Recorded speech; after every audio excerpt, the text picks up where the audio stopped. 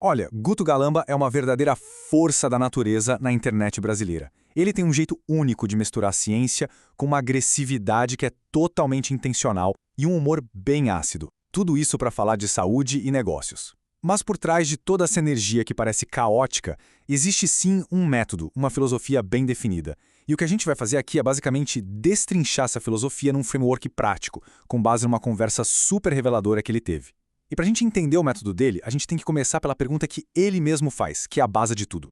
E ele já chega com essa pergunta, né, que vai direto ao ponto. É uma provocação que é o fundamento de tudo o que ele acredita. Para quem não é do Brasil, o CPF é o nosso cadastro de pessoa física, sabe, um indivíduo. E o CNPJ é o da empresa. A pergunta dele é bem simples, na verdade. Se a pessoa, o indivíduo, é a base de qualquer empresa, por que raios a gente dá tanta atenção para o negócio e esquece de quem está ali sustentando tudo? Então, para a gente entender como ele responde isso, a gente organizou o pensamento dele em 5 pilares. A gente vai passar pela fundação, que é o indivíduo, depois o catalisador, o que moveu ele, a estratégia de negócios, a arena, que é a internet, né? E, por fim, o sistema que ele usa no dia a dia. Bora lá. O primeiro pilar é a fundação. E essa aqui, olha, é talvez a peça mais importante de todo o quebra-cabeça do Galamba.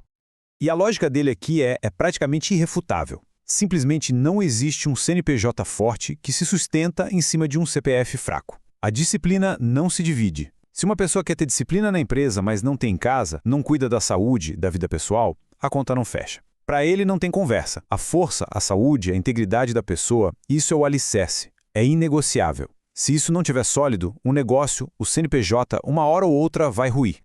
Beleza, entendida a base. Vamos para o catalisador? O que fez um personal trainer, do nada, decidir mergulhar de cabeça no mundo digital? Qual foi a virada de chave?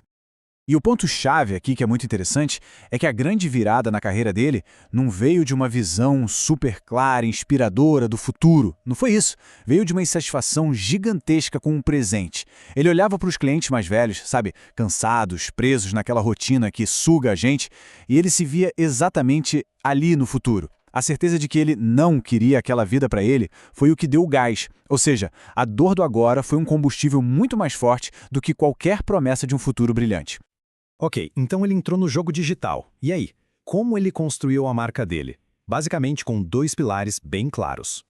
Cara, a simplicidade dessa ideia é radical. Para o Guto Galamba, ser autêntico não é uma tática de marketing, sabe? É uma condição para existir no jogo. O argumento dele é que é simplesmente impossível sustentar uma mentira, uma farsa, por muito tempo. A persona dele na internet é sim uma versão amplificada, uma caricatura, como ele mesmo fala, mas a essência é a mesma. E é por isso que a galera se conecta tanto com ele. As pessoas, a gente sente quando uma coisa é de verdade.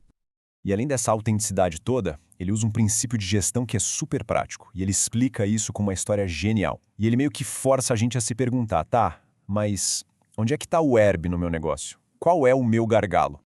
A história é mais ou menos assim. Imagina um professor numa trilha com um monte de crianças. Ele percebe que o grupo começa a se espalhar, a ficar muito longo, porque o último menino, o tal do Herb, é bem lento. A primeira reação seria gritar para os da frente esperarem, certo? Mas não. O que o professor faz?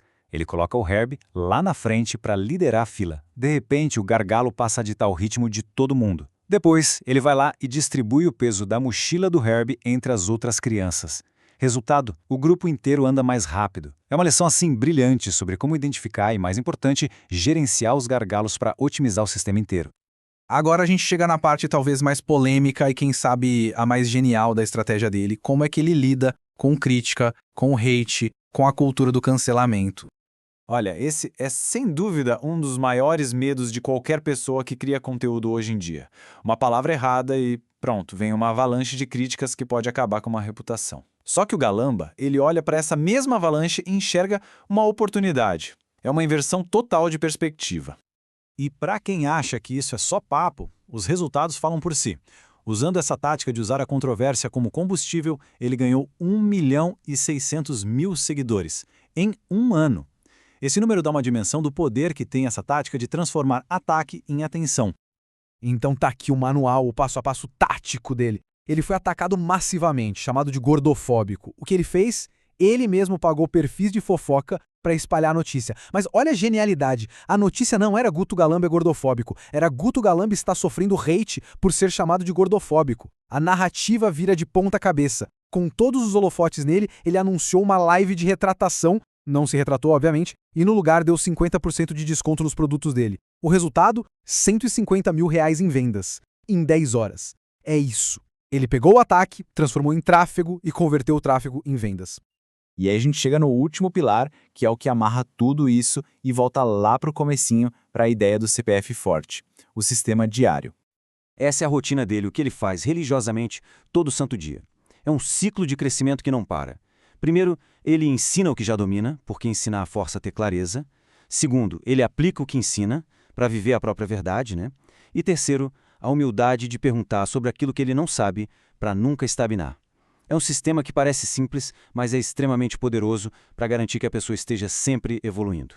Essa rotina que deixa o CPF forte e dá a base para ele conseguir entrar naquela arena da internet com confiança e fazer o que ele faz. E para fechar, a gente termina com a filosofia dele sobre agir. Ele tem uma frase que é: Deus só bota o chão depois que você dá o passo. É, no fundo, um chamado para a gente parar de esperar o plano perfeito, o caminho todo iluminado. A clareza não vem de planejar, vem de se movimentar. Então a pergunta que fica não é sobre o grande plano de amanhã, é sobre qual pequeno passo dá para ser dado agora, hoje, mesmo sem ver onde vai pisar, confiando que o chão vai aparecer.